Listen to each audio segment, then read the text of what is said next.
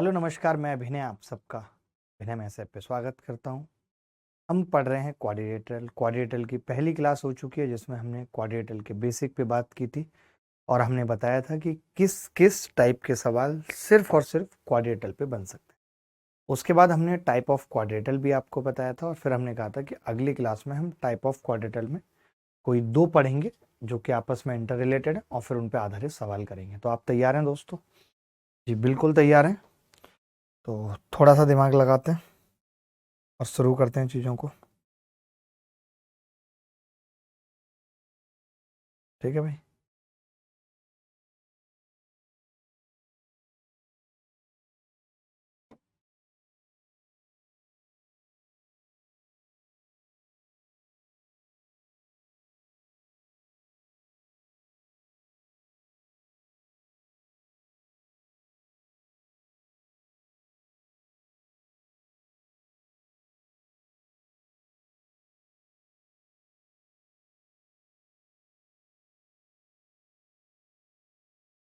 ठीक है, ये दो हेडिंग लगाएंगे। सिंपल सिंपल लिखेंगे, आज चांद बहुत ही अच्छा दिखाई दे रहा है मेरा फ्रेंड, वेरी गुड चांद। यहाँ पे लिखेंगे स्क्वायर,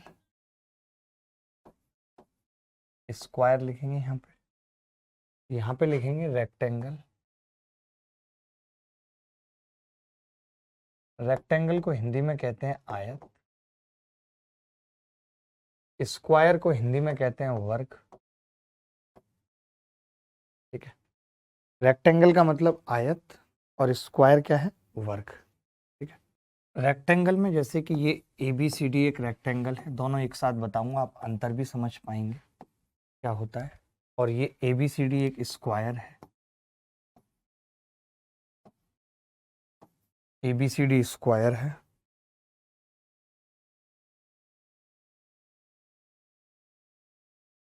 ठीक है, AB L है और ये B है, इसे हम लेंथ कहते हैं रेक्टेंगल की, LENGTH। ये B ब्रेथ है, चौड़ाई कहते हैं, ब्रेथ। ठीक है, लंबाई L है, AB बराबर होगी CD के, बराबर L होगा, BC बराबर होगी AD के, बराबर B होगा। ठीक है, BC बराबर AD बराबर B। ठीक है, यहाँ पे क्या होगा? चारों भुजाएं बराबर होंगी, AB बराबर BC बराबर CD बराबर DA बराबर A। ठीक है, बराबर A, AB बराबर BC बराबर CD बराबर DA बराबर A। ठीक है, यहाँ अगर मैं पेरीमीटर की बात करूं, पेरीमीटर की बात करूं, twice of L plus B। एक सेकंड इसको नोट करना, एक सेकंड। अब जैसे डायगोनल की बात की हमने, तो ये AC डायगोनल है और ये BD डायगोनल है। तो डायगोनल क्या होते हैं? इक्वल होते हैं। डायगोनल AC बराबर BD होता है। डायगोनल क्या है? AC बराबर BD, और क्या होगा? अंडर रूट के अंदर L square plus B square, ये होगा। वहीं यहाँ पे अगर डायगोनल की बात करें तो यहाँ भी डायगोनल इक्वल होते हैं। क्या होंगे डायगोनल? AC बराबर BD बराबर A√2। यहाँ पे पेरीमीटर की बात करें तो 4A हो जाएगा, एरिया की बात करें तो A स्क्वायर हो जाएगा। ठीक है, यहाँ पेरीमीटर हमने बात कर लिया था, अगर कोपचे में एरिया की बात करेंगे तो एरिया LB हो जाएगा। अब एक मेन बात क्या है, एक मेन बात क्या है यहाँ पे, कि डायगोनल बाइसेक्ट ईच अदर। जैसे मैं O लिखूंगा यहाँ पे और O लिखूंगा यहाँ पे भी, तो आपको लिखना है डायगोनल बाइसेक्ट ईच अदर। क्या लिखना है? Diagonal bisect each other but not at 90, but not at 90। अब देखिए इसका मतलब क्या है, बाइसेक्ट ईच अदर का मतलब क्या है? एक दूसरे को बाइसेक्ट कर रहे हैं, इसका मतलब क्या है? पहली चीज तो ये कि ये जो एंगल है वो नॉट इक्वल टू 90 डिग्री, ये एंगल 90 डिग्री के बराबर नहीं होता। जबकि इसके अंदर अगर मैं बात करूं तो diagonals bisect each other at 90 degree, bisect each other at 90 degree. Bisect एक दूसरे को 90 पर काटते हैं, डायगोनल एक दूसरे को 90 पे बाइसेक्ट करते हैं। डायगोनल बाइसेक्ट ईच अदर का मतलब क्या होता है, मैं कहूंगा इसका मतलब होता है, यहां पे लिख रहा हूं मतलब ओ मिड पॉइंट है। ओ क्या है, मिड पॉइंट, ये इसका मतलब होता है। मिड पॉइंट का मतलब ओ ए बराबर ओ बी बराबर ओ सी बराबर ओ, इतनी सी बात लिख लेना। यहां पे भी ये बात लिखना कि ओ मिड पॉइंट है, ओ ए बराबर ओ बी बराबर ओ सी बराबर, इतनी सी बात लिख देंगे सब लोग। सब लोगों को इतना समझ आ गया, फिर मैं आगे बढ़ूंगा, आगे बढ़ूंगा। इतना समझ आ गया तो बताओ, इतना समझ आ गया तो बताओ, आगे बढ़ूंगा। आगे बढ़ते हैं और अगले पॉइंट पे चल रहे हैं, और मैं ऐसे ही करके चित्र बनाऊंगा, फिर दोबारा से आप देखेंगे। फिर से लिखूंगा रेक्टेंगल, और फिर से चित्र बनाऊंगा, और स्क्वायर लिखूंगा एक तरफ, स्क्वायर और रेक्टेंगल।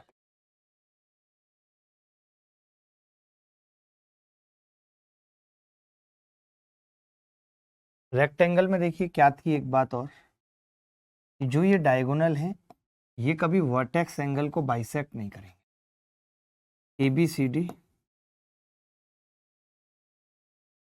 और ये अल्फा बीटा है। आपको लिखना है कि diagonal diagonals do not bisect vertex angle, diagonal do not bisect vertex angle.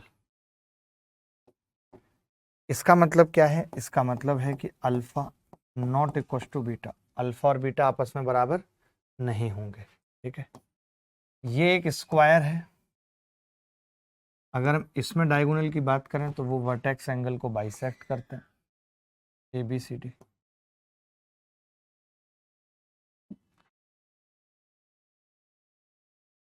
तो लिखेंगे कि diagonals bisect vertex angle, diagonal bisect vertex angle. ठीक है, इतनी बात लिख लीजिए। इसके बाद लिखिए कि जो ये डायगोनल हैं ये रेक्टेंगल को भी, और मैं कुछ कॉमन बातें बता रहा हूँ, इसको मोड़ रहा हूँ ये यहाँ से, और अब जो बातें लिख रहा हूँ यहाँ वो कॉमन बातें दोनों में लागू होंगे। ठीक है, क्या क्या, जैसे हम कहेंगे A B C, triangle A B C का एरिया बराबर ट्राइंगल बी सी डी का एरिया बराबर ट्राइंगल ए बी डी का एरिया बराबर ट्राइंगल ए सी डी का एरिया बराबर होगा 1/2 of A B C D का एरिया। ये बात लिख लेंगे। ठीक है, दोनों डायगोनल रेक्टेंगल हो या स्क्वायर, इसको 4 बराबर पार्टों में बांटते हैं, यानी ट्राइंगल ओ ए बी का एरिया बराबर ट्राइंगल ओ बी सी का एरिया बराबर ट्राइंगल ओ सी डी का एरिया बराबर ट्राइंगल ओ ए डी का एरिया बराबर 1/4 of A B C D, 1/4 of A B C D. ठीक है, ये दो एरिया होंगे, इतना लिख लिया भाई। इन दोनों में ही कॉमन पॉइंट क्या है, कॉमन पॉइंट एक और लिखना है यहीं पे, P is a point anywhere, anywhere, anywhere के आगे लिख देंगे बाहर, अंदर या ऊपर, दोनों में रेक्टेंगल हो चाहे स्क्वायर हो, P अगर कहीं पे एक बिंदु है तो ये सब चीजें रटी हुई होनी चाहिए। पी ए का स्क्वायर प्लस पी सी का स्क्वायर बराबर पी बी का स्क्वायर प्लस पी डी का स्क्वायर, ये रटना है सब। ये सब कॉमन पॉइंट है, कोई ऐसा पॉइंट नहीं है, जितने भी कॉमन पॉइंट हैं वो बता रहा हूं। इतना लिख लिया सबने। मैं किसी बात का जवाब नहीं दूंगा, ज्योमेट्री कब तक चलेगा ये नहीं, सिर्फ पढ़ाने पे बात करते हैं। इतना लिख लिया सबने? ठीक है, आगे बढ़ते हैं। अब जैसे रेक्टेंगल हो या स्क्वायर, दोनों में से कुछ भी हो, ABCD रेक्टेंगल हो या स्क्वायर, अगर T कहीं पर भी एक बिंदु है, ABCD रेक्टेंगल हो या स्क्वायर, रेक्टेंगल या स्क्वायर, दोनों में से कुछ भी हो, आपको लिखना है कि ATB ट्राइंगल का एरिया, ATB ट्राइंगल का एरिया बराबर half of ABCD, ATB triangle का एरिया बराबर हाफ ऑफ ABCD। बोलो भाई, कोई डाउट है तो बताओ, कहीं पे भी कोई डाउट है तो बताओ। स्क्वायर के अंदर बस एक अंतःवृत्त वाली बात और देख लो, स्क्वायर के अंदर एक पॉइंट और देख लो, फिर आगे बढ़ते हैं और सवालों पे आते हैं सीधे। स्क्वायर के अंदर एक पॉइंट, ये एक स्क्वायर था ABCD, ABCD एक स्क्वायर था। जैसे जो बाहर सर्किल बनता है इसको हम कहते हैं सरकम सर्किल, और सरकम सर्किल की जो रेडियस होती है वो कैपिटल R सरकम रेडियस होती है। तो ये AC/2 होती है, और AC कितना है जी? A√2, ये A√2 है, क्योंकि ये A तो ये A√2।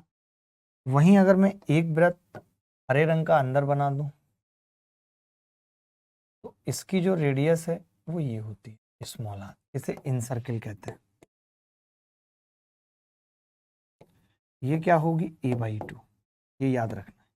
यहाँ पे आप चाहो तो ये भी याद रख सकते हो कि R और R का रेशियो कितना होता है? √1। तो फिर इनके एरिया का रेशियो क्या होगा? πr², 2/1, ठीक है, 2/1। चले, इतनी बात समझ ली। एक बात और समझ लो कि जैसे स्क्वायर एक रेगुलर फिगर है, वैसे रेक्टेंगल रेगुलर फिगर नहीं है। जैसे कहते हैं ना रेगुलर पॉलीगन, रेगुलर का मतलब क्या होता है? जिसकी सभी भुजाएं भी आपस में बराबर हों, ध्यान से सुनना, और सभी कोण भी आपस में बराबर हों। कई बार हम ऐसा सोच लेते हैं कि सभी भुजाएं बराबर हैं, कोण नहीं भी हैं, तो भी वो रेगुलर हो जाएगी, नहीं। या हम ये सोच लें कि सभी कोण बराबर हैं, भुजाएं नहीं, तो वो रेगुलर नहीं हो सकती। जैसे मैं एग्जाम्पल दे रहा हूँ, रेक्टेंगल में सभी कोण बराबर होते हैं, लेकिन वो रेगुलर फिगर नहीं है। या रोम्बस में सभी भुजाएं बराबर होती हैं, वो रेगुलर फिगर नहीं है।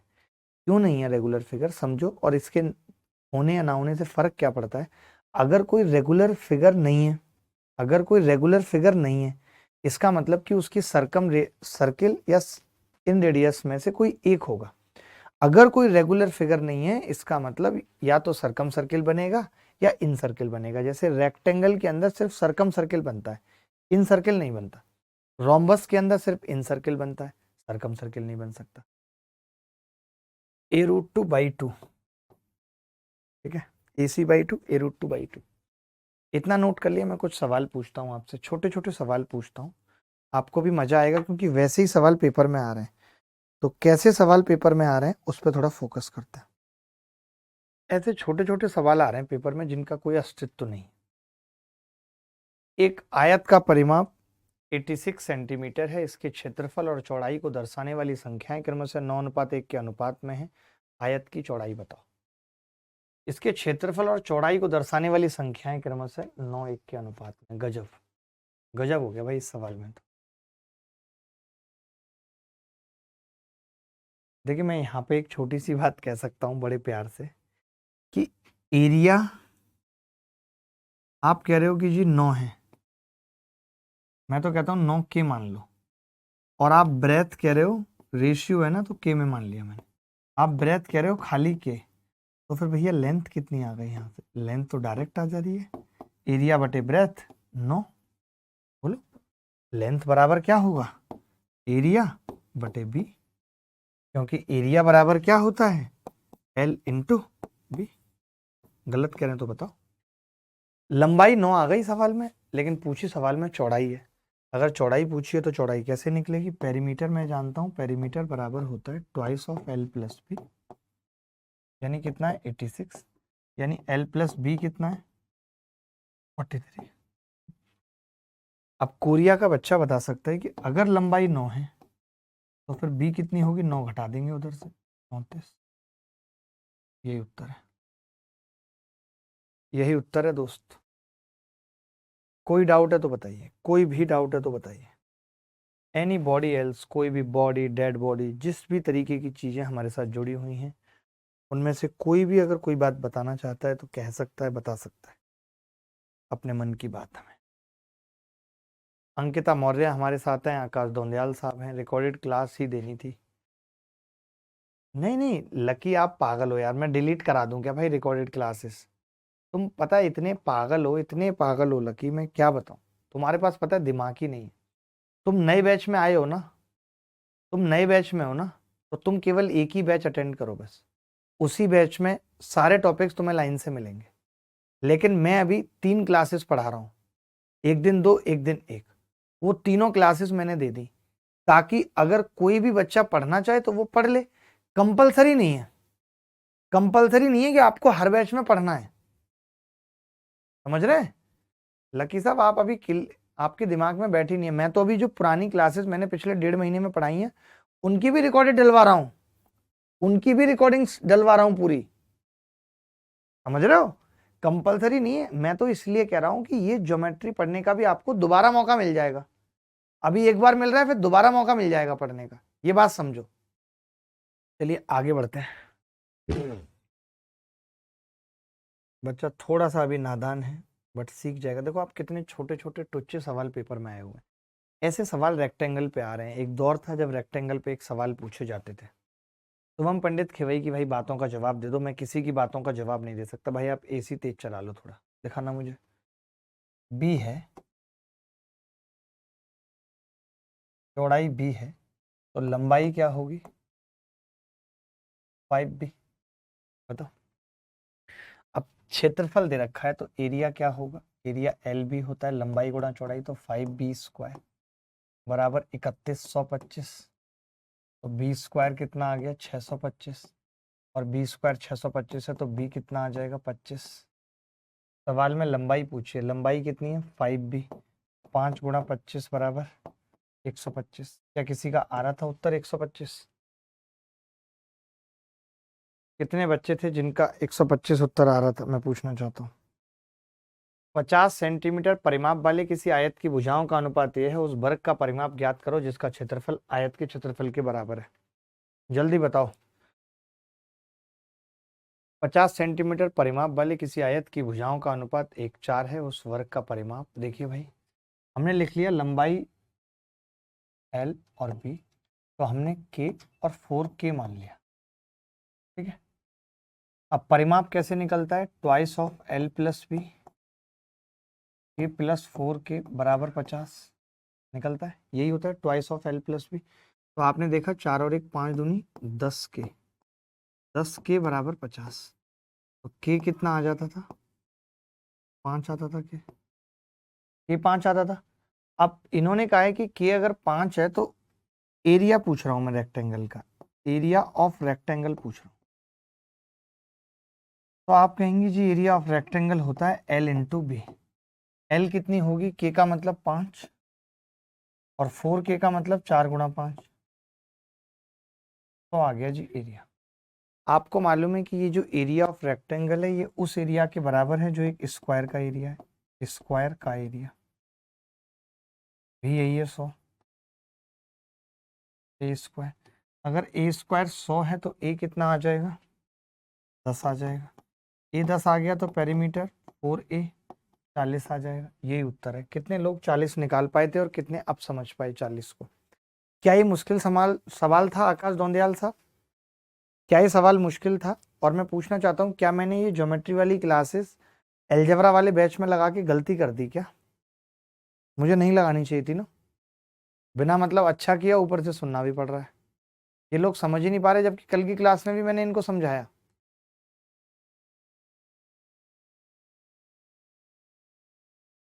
अरे नोट्स बनाने के लिए कोई मना थोड़ी कर रहा है, नोट्स बनाओ आप। मैं तो कर रहा हूँ इस बार नोट्स बना लो और जब अगली बार चले तो प्रैक्टिस करना अच्छे से। एक काम तो कर लो, नोट्स ही बना लो कम से कम, बार बार नोट्स नहीं बनाने पड़ेंगे। लोग यहाँ 2017 की वीडियो पढ़ के सेलेक्ट हो जा रहे हैं, इनसे नोट्स नहीं बन रहे भाई साहब से। ये सवाल देख लो। एक आयत की लंबाई 3 गुना बढ़ाने और उसकी चौड़ाई उसकी मूल चौड़ाई से आधी कर देने पर मूल आयत के क्षेत्रफल का नए आयत के क्षेत्रफल से अनुपात ज्ञात करें। एक आयत की लंबाई 3 गुना बढ़ाने और उसकी चौड़ाई उसकी मूल चौड़ाई से आधी कर देने पर मूल आयत के क्षेत्रफल का नए आयत के क्षेत्रफल से अनुपात ज्ञात करें। Length of rectangle is increase to its thrice. पहले एक थी लंबाई, यहां लंबाई लिख रहा हूं, यहां चौड़ाई लिख रहा हूं, लंबाई L और ये चौड़ाई पहले एक थी, अब 3 कर दी। ओल्ड न्यू, यहां एरिया लिख देता हूं, ठीक है। उसकी चौड़ाई उसकी मूल चौड़ाई से आधी कर देने पर 2 थी, 1 कर दी। एरिया यहाँ पे कितना होगा 2, एरिया यहाँ पे कितना होगा, ठीक है। मूल आयत के क्षेत्रफल का नए आयत के क्षेत्रफल से अनुपात ज्ञात करो। मूल आयत के क्षेत्रफल का नए आयत के क्षेत्रफल से अनुपात क्या होगा, 2:3। ये उत्तर है, 2:3 इज द आंसर। ये सवाल देख लीजिए, आयत पे बहुत छोटे छोटे सवाल पूछे गए हैं, मतलब मैं बता नहीं सकता आपको क्यों पूछे गए ऐसे ऐसे सवाल। देखो भाई, एक आयताकार सीट का परिमाप और क्षेत्रफल क्रम से 42 मीटर और ये है, तो twice of L plus B बराबर 42। तो यहां से L प्लस बी कितना आ जाएगा, 21 आ जाएगा। इसके बाद एल बी कितना दिया हुआ है, 108 दिया हुआ है। देखिए वैसे तो बच्चे मौखिक ही समझ सकते हैं कि भाई 108 के ऐसे फैक्टर 21, जैसे 18 छिक्के 108 होते हैं, बट 18 और 6 नहीं है। 12 निम्मा 108, तो मुझे साफ साफ पता चल रहा है कि भाई एक चीज 12 है और एक चीज 9 है। अब डायगोनल पूछ रहा है, तो डायगोनल होगा under root L square plus B square. तो आपको मालूम है 9 का स्क्वायर प्लस 12 का स्क्वायर क्या आ जाएगा, 15 का स्क्वायर, 15 आ जाएगा बाहर। अगर आप ऐसा नहीं करना चाहते थे तो आप L प्लस बी का स्क्वायर कर देते, 21 का स्क्वायर आ जाता। मैं तो actually L square plus B square ही चाहिए, L बी चाहिए भी नहीं एक्सैक्ट। और ट्वाइस L बी ये कितना होता, 108 बराबर 441। तो यहाँ से देखते कि L square plus B square में से 216 घटेगा तो 225 बचेगा। तो under root L square plus B square कितना आएगा, 225 का वर्गमूल 15। यही क्या है, डायगोनल है। गलत कह रहा हूं तो बताओ, दोनों में से कुछ भी कर सकते थे। किसी आयत की लंबाई किसी वर्ग की भुजा से 10 सेंटीमीटर अधिक है, इसकी चौड़ाई वर्ग की भुजा से 8 सेंटीमीटर कम है। यदि आयत और वर्ग दोनों का क्षेत्रफल बराबर है तो आयत का परिमाप ज्ञात करो। बड़ा प्यारा सवाल है, CHSL में आया है। किसी आयत की लंबाई किसी वर्ग की भुजा से 10 सेंटीमीटर अधिक है और इसकी चौड़ाई वर्ग की भुजा से 8 सेंटीमीटर कम है। यदि आयत और वर्ग दोनों का क्षेत्रफल बराबर है तो आयत का परिमाप ज्ञात करें। तो मैं ये कह रहा हूं कि उसकी लंबाई कितनी है, वर्ग की भुजा से 10 सेंटीमीटर अधिक a प्लस 10, चौड़ाई कितनी है 8 कम a माइनस 8, ठीक है। एरिया दोनों का बराबर है, मैं कह सकता हूं a स्क्वायर बराबर LB है, और LB है कितना, a plus 10 a minus 8। Multiply करेंगे तो a स्क्वायर किसके बराबर आ रहा है, a square plus 2a minus 80। Korea का बच्चा भी जानता है कि a स्क्वायर से a स्क्वायर कटेगा, अगर 2a 80 के बराबर है, a कितने के बराबर आ जाएगा, 40 के। और a अगर 40 के बराबर आ गया तो आयत का परिमाप ज्ञात करें, ये पूछ रहा है, आयत का परिमाप ज्ञात करें। तो परिमाप क्या होगा, perimeter twice of L plus B.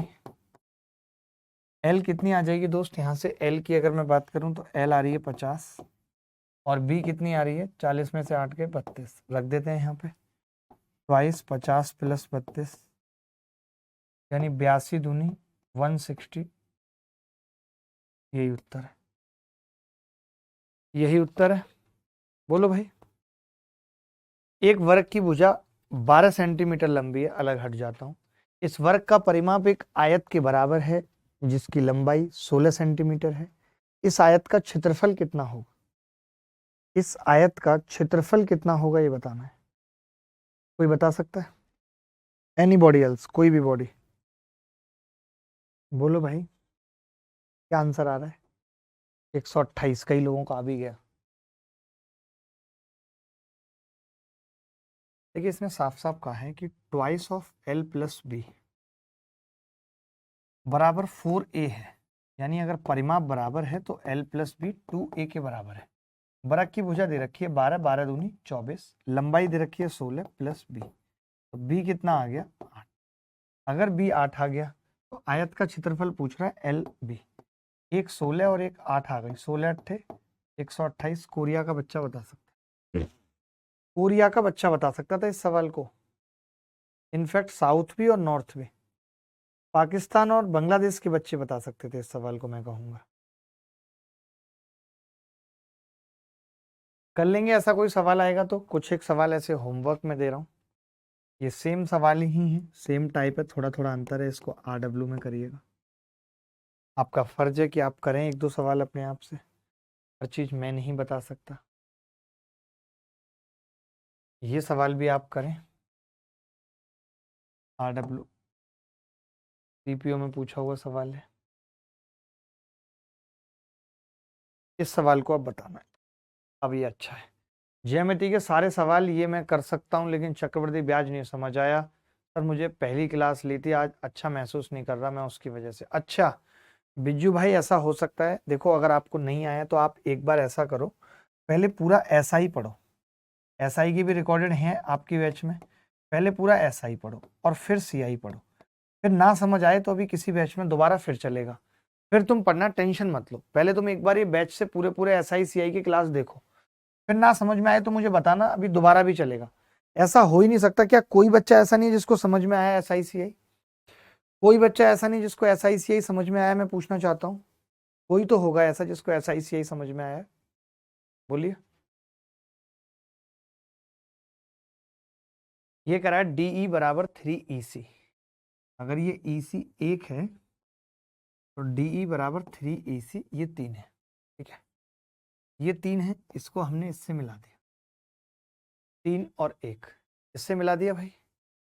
Clear है बात, किसी को डाउट तो नहीं है?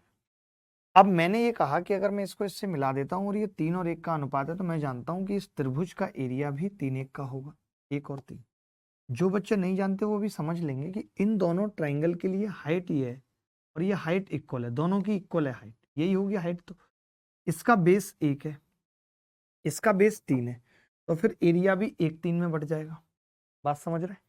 अभी हमने देखा कि अगर इस डायगोनल के इधर एरिया 3 और 1 4 है तो इधर भी 4 होगा। तो क्या मैं ये कह सकता हूं कि पेपर में इस 1 की वैल्यू दे रखी थी 14 और आपसे पूरी 4 और 4 8 की पूछ रहा, 8 की 14 गुणा 8, 14 अट्ठे 112, तो गाना भी बन जाएगा 112 रिंग रोड पे गाड़ी आज भगाएंगे, मैडम बैठ बोलेरो में तेरा हैप्पी बर्थडे मनाएंगे। क्या दोंदियाल साहब इस सवाल को करने में तकलीफ हुई? जिनको नहीं पता वो समझ लें कि एरिया ऑफ ट्राइंगल होता है हाफ बेस इंटू हाइट, और अगर हाइट इक्वल है, हाइट सेम है, तब हम कहते हैं कि एरिया डायरेक्टली प्रोपोर्शनल हो जाता है बेस के, एरिया डायरेक्टली प्रोपोर्शनल हो जाता है बेस के। तो बेस क्या है 1, ये कितना है 3, तो 1 और 3, 1 की वैल्यू 14 है, 3 की कितनी अलग से निकाल लो, या 3 और 1 4 और 4 8 की निकाल, बोलो। सर CI की थर्ड क्लास के कॉन्सेप्ट नहीं आ रहे समझ, चलो मैं दोबारा पढ़ा दूंगा, और क्या, मुझे CI नहीं आया बट SI क्लियर है। अच्छा दोबारा देखूं क्या? चलो ठीक है, फिर एक ऐसा करता हूँ, एक क्लास लेके आता हूँ जिसमें सारे कॉन्सेप्ट को दोबारा से समझाता हूँ, सिर्फ कॉन्सेप्ट को, और उन पे एक एक दो दो एग्जाम्पल बताता हूँ, गारंटी है कि समझ में आ जाएगा। सुबह सुबह रखता हूँ मॉर्निंग में क्लास, या तो संडे रखता हूँ सुबह सुबह मॉर्निंग में, जिससे मेरा भी मूड फ्रेश होगा, और तब समझाता हूँ। बिल्कुल भी चिंता मत करो यार, जब आपने कह दिया, 10 बच्चों ने भी कह दिया, तो मेरे लिए मेरा फर्ज बन जाता है। चिंता की कोई बात नहीं है, चिंता की कोई बात ही नहीं है, हमारी आप एक ही बात है, हमारी आपकी। देखो अलग अलग तरीके हैं, कैसे भी कर सकते हो, एरिया निकालना कोई बड़ी बात नहीं है कि BCE का आपने निकाल दिया, जैसे चाहो वैसे कर सकते हो, इतना सोचने की बात नहीं है। आप ये सवाल देखो, एक ही सवाल पे आपको इतना अटकने की जरूरत नहीं है। देखो भाई, ये सबसे आसान था जो मैंने कॉन्सेप्ट आपको बताया था कि PQRS एक आयत है,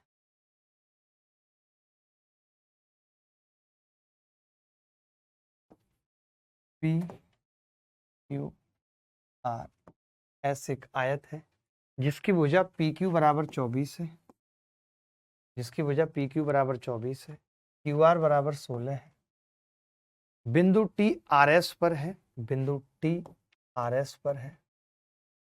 त्रिभुज पी टी क्यू का क्षेत्रफल क्या होगा? कितना सिंपल, पी टी क्यू का क्षेत्रफल। देखिए पता है पी टी क्यू का मुझे पता है पी क्यू आर एस का हाफ होगा, या आप ऐसे भी देख सकते हो जैसे ये 16 है, अगर मैं यहाँ से परपेंडिकुलर खींचूंगा तो वो भी 16 ही होगा, होगा या नहीं? तो पी टी क्यू का एरिया कितना आ जाएगा? हाफ इंटू 24 इंटू 16, 24 अट्ठे 192, यही उत्तर है।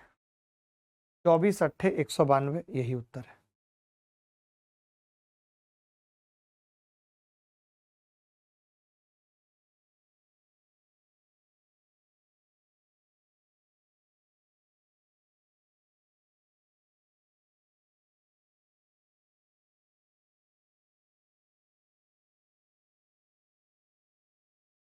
एक बहुत प्यारा और बहुत छोटा सा सवाल है, कई बार पेपर में पूछा गया है, इस सवाल का उत्तर बताएंगे। 3 4 कैसे आ गया सर? प्लीज एक बार और बताइए, 3 4 कैसे आ गया? इसका मतलब आप पीछे वाले सवाल की बात कर रही हैं।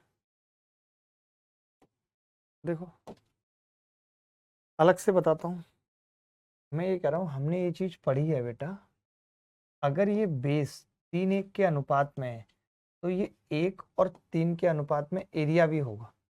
ये बात पढ़ी है और नहीं पढ़ी तो अभी याद कर लो, कभी ना कभी तो याद करनी पड़ेगी। अब आप खुद देखो कि ये एरिया टोटल 4 हो गया 3 और 1 मिला के, तो मैंने कहा अगर रेक्टेंगल है तो ऊपर वाला भी 4 होगा। मुझे इस 1 की वैल्यू पता थी 14, और इस 4 और 4 8 की बतानी थी, जैसा 16 पता थी, 14 अट्ठे 112। अब आया समझ? अब आया समझ में? गौरव कह रहे हैं सर सबकी सुन रहे हैं, मेरी नहीं सुन रहे। गौरव आप भी सुना लो अपनी, सब सुनाओ भाई। आप क्यों पीछे हो गौरव, आप भी सुनाओ। ये सवाल देख यार, ज्योमेट्री नहीं समझ में आ रही, कोई कहता है मुझे सीआई नहीं आ रही। मेहनत तो लगेगी भाई, जो आप करना नहीं चाह रहे, बस इतना मुझे समझ में जो आ रहा है।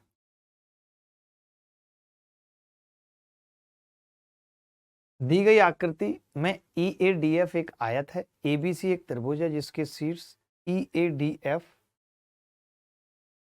है, ए ई 14 है।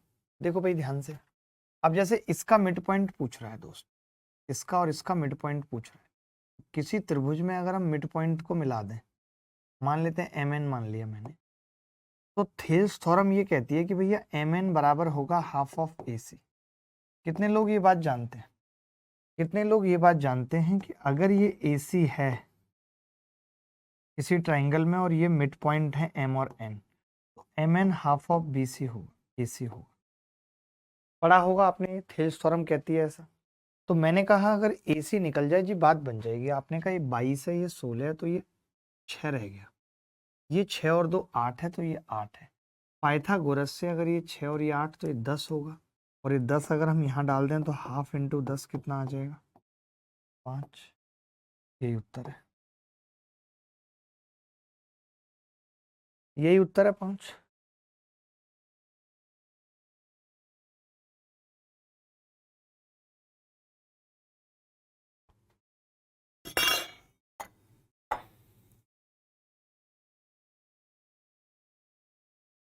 बोलो भाई, 10 तक पहुंच गया था सर,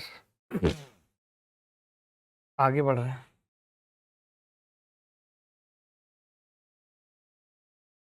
ये सवाल थोड़ा मुश्किल है तो इसको अभी ना करते हुए कोई दूसरा पकड़ेंगे, थोड़ा मुश्किल वाले को छोड़ देंगे अभी। ये वाला सवाल बताइए, बहुत प्यारा है ये, बहुत प्यारा है सर। क्वेश्चन में 16 है तो 22 में से 16 घटा दिया भाई, तभी तो 6 आया निकल के।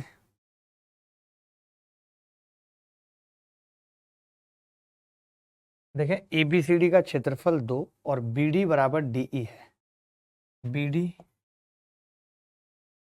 बराबर डी ई, ये दो चीजें बराबर है। ठीक है भाई, बराबर है। अच्छा आप एक बात बताओ, अगर ये दो चीजें बराबर हैं तो क्या मैं एक छोटी सी चीज कह सकता हूँ भाई यहाँ पे कि अगर ये मिड पॉइंट है डी, और ये एक त्रिभुज है अपने आप में खुद, और ये मिड पॉइंट है, तो आपको नहीं लगता इसका और इसका एरिया इक्वल होगा क्योंकि ये मीडियन हो गई। अरे ऐसे समझो ना भाई, ये ऐसे, ये ऐसे, और आपने ऐसे मिला दिया और ये मिड पॉइंट है, तो एरिया इक्वल होगा। ABCD का क्षेत्रफल इन्होंने 2 दिया है, 2 देने का मतलब ये एक, तो ये भी एक होगा। बोलो, ये एक, तो ये भी एक होगा, तो क्षेत्रफल आ गया एक। बात खत्म, बात खत्म हो गई। कुछ करना ही नहीं पड़ा सवाल में। मैं ये जानता हूं कि अगर किसी त्रिभुज में मिड पॉइंट से इसको मिलाया जाए यानी माध्यिका बनाया जाए तो इसका इसका एरिया इक्वल होता है। माध्यिका त्रिभुज को 2 बराबर क्षेत्रफलों वाले भाग में बांटती है, और अगर ये एरिया 2 था, ये एक और ये एक, तो ये एक और एक होगा, तो ये एक उत्तर है। ठीक है। अब जैसे ये AE दिया हुआ था कि AE बराबर 2EF बराबर 3FB, तो मैंने कहा इस AE को 6 मान लेते हैं। 6 क्यों मानना, ताकि 2 और 3 से कट जाए, इसको 6 माना। अब आपको पता है ये 6 है, मतलब कि EF 3 है और FB 2 है। 2 तिया 6 सब सेटिस्फाई कर रहा है। मैंने कहा कि अगर सब सेटिस्फाई कर रहा है दोस्त, तो AE कितना माना, EF कितना माना, 3, FB कितना माना, 2। क्लियर है, 6 3 2। अब मैं ये कह सकता हूं, अभी मैंने बताया था कि एरिया उसी अनुपात में बटेगा जिस अनुपात में ये है। 2 ये हो गया, 3 ये हो गया, 6 ये हो गया, 2 3 6। क्लियर है, 2 3 6। Is it clear? ठीक है। 6 और 3 9 और 2 11, 11 का मतलब ये 11 आ गया, क्योंकि पूरा 11 रहेगा। अब सवाल में क्या पूछा है, आयत का क्षेत्रफल जो कि टोटल होगा 22 होगा आयत का क्षेत्रफल।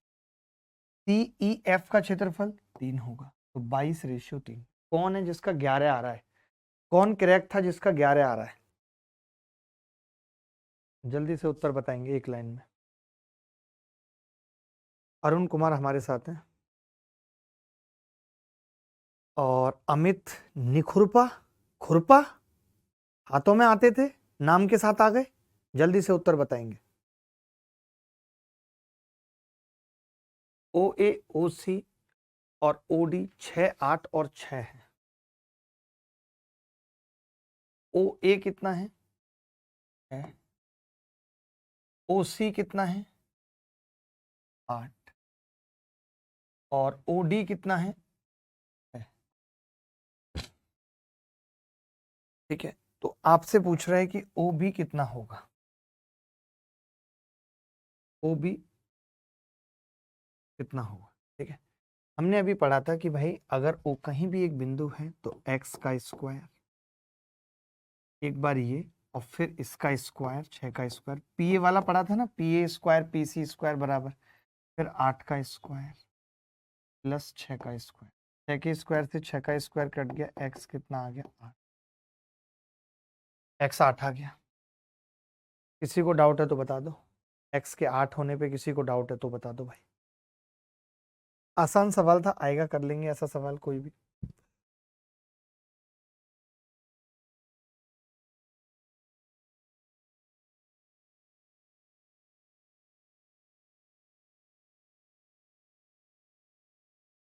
ये सवाल हमने अभी ऐसा कर लिया था, एक सवाल इसे होमवर्क में लिख लो, एज इट इज सवाल आपको घर से करना है। एक बार फोटो खींच लो, सेम सवाल करवा चुका हूँ पीछे।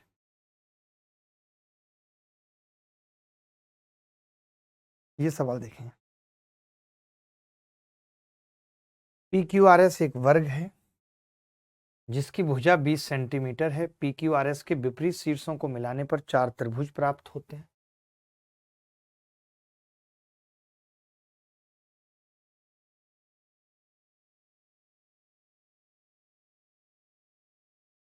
PQRS एक वर्ग है जिसकी भुजा 20 सेंटीमीटर है।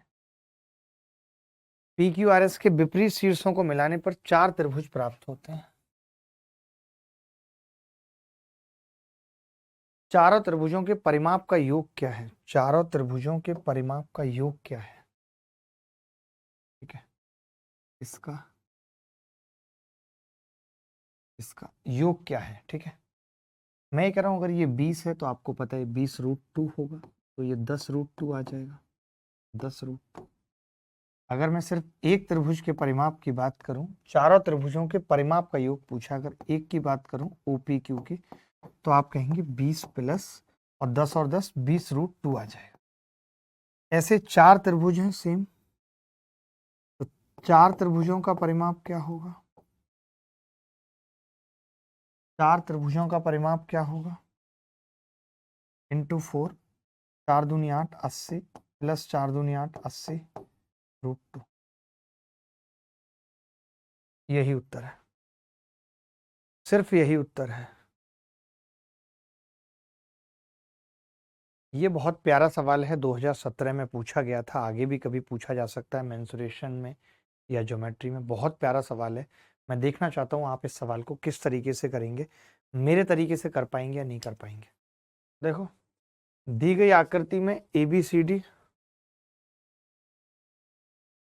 और BEFG 8 और 6 हैं।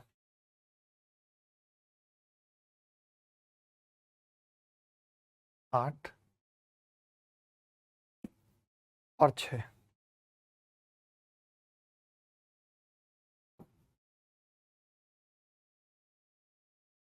ठीक है।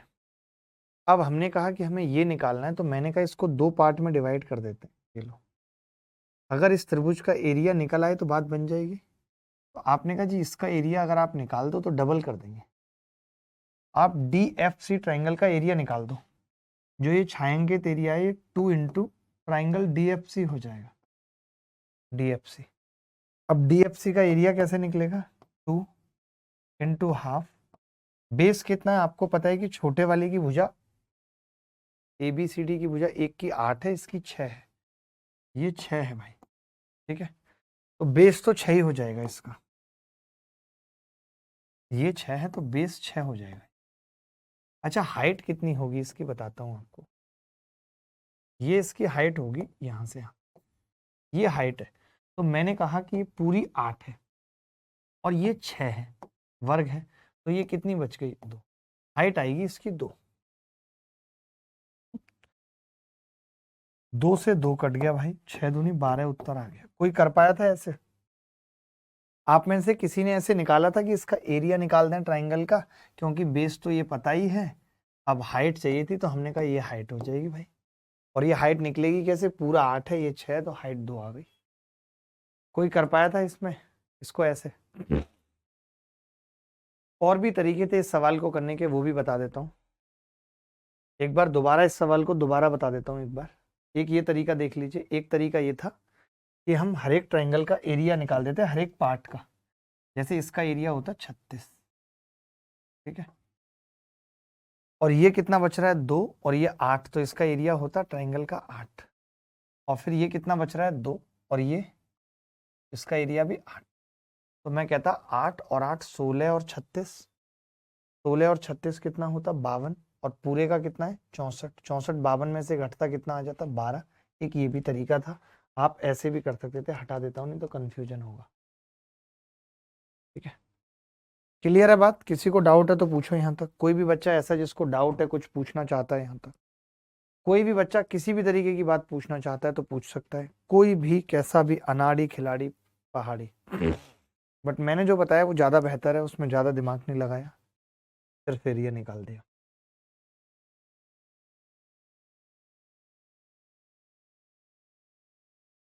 AB बराबर 8 है, बहुत ध्यान से समझना है, AB 8 है, BC बराबर 6 है, BC 6 है, BDEF भी एक आयत है जिसे इस प्रकार खींचा गया है कि आयत ABCD का विकर्ण BD एक भुजा है और इसकी विपरीत भुजा आयत ABCD को बिंदु A पर स्पर्श करती है, जैसा कि चित्र में दिखाया गया है। त्रिभुज AFB माइनस ADE के क्षेत्रफल का बताना है। AFB और AD, बड़ा बड़ा कमाल का सवाल है। देखिए, अच्छे अच्छे लोग ना बता पाए, बट मैं बता दूंगा। देखो करना क्या है, अभी हमें पता है कि 8 छिंग 48 का आधा, इनके एरिया जो है वो कितने कितने हैं, 8 छिंग 48 का आधा 24 24 है, इसका एरिया भी 24 है, इसका एरिया भी 24 है। आपको ये वाली बात तो पता है ना भाई, ये वाली बात आपको पता है कि अगर इसका एरिया 24 है तो इन दोनों का मिला के 24 होगा, क्योंकि हमने यही पढ़ा था कि अगर टी कहीं पे एक बिंदु है तो वो पूरे का आधा होता है, यानी ये 24 है तो पूरा 48 है, तो इन दोनों का मिला के भी 24 है या नहीं? इन दोनों का मिला के 24 है। अब इसका अनुपात क्या होगा ये देखना पड़ेगा, तो इसमें भी ज्यादा दिमाग नहीं लगेगा। देखो कैसे, मैंने कहा ये 6 है और आपको पता है कि दोनों ट्राइंगल आपस में सिमिलर हैं। कैसे? ये अल्फा, ये 90, ये 90 माइनस अल्फा, तो ये वापस अल्फा, और ये 90 माइनस अल्फा। आपने देखा कि इन दोनों ट्राइंगल में अल्फा 90 माइनस अल्फा 90 है, और इनका 90 के सामने की भुजा 6, 90 के सामने की भुजा 8, तो भुजा का अनुपात अगर 3 4 का है 6 8 का, तो एरिया का 3 3 9 और 4 चौक 16 का, ये कह सकते हैं। बहुत अच्छा सवाल है। यानी मैंने इनके एरिया का अनुपात निकाल लिया 16 और 9, तो आपने देखा टोटल 25 है, और इस 25 की वैल्यू आप नीचे बता चुके हो 24, तो एक की कितनी होगी 24/25, और अंतर कितना है 7, 7 की कितनी होगी 168/25। ऑप्शन में है कहीं? नहीं, यही उत्तर है भाई। 24 सत्ते 168 होते हैं ना। कोई बता सकता है क्या किसी का ये उत्तर आ रहा था? कोई भी ऐसा बच्चा जिसका ये उत्तर आ रहा था? कोई भी ऐसा बच्चा? सर नहीं समझ आया, प्लीज रिपीट। मैं पूरा रिपीट करता हूँ शुरू से। चलो इसे होमवर्क में लिख के लेके जाओ, इसके पीछे की थोड़ी और भी थ्योरी बताऊंगा, गोली मार दो इसको, नहीं आया समझ। उत्तर लिख ले जाओ 168/25, ये उत्तर लिख ले जाओ। 168/25, इसको घर से करके लाना। अगली क्लास में भी अभी रेक्टेंगल और स्क्वायर ही चलेगा, अगली क्लास में भी रेक्टेंगल और स्क्वायर ही चलेगा, ठीक है। उसके बाद फिर अगली 2 क्लास में पैरेललोग्राम और रोम्बस लेंगे।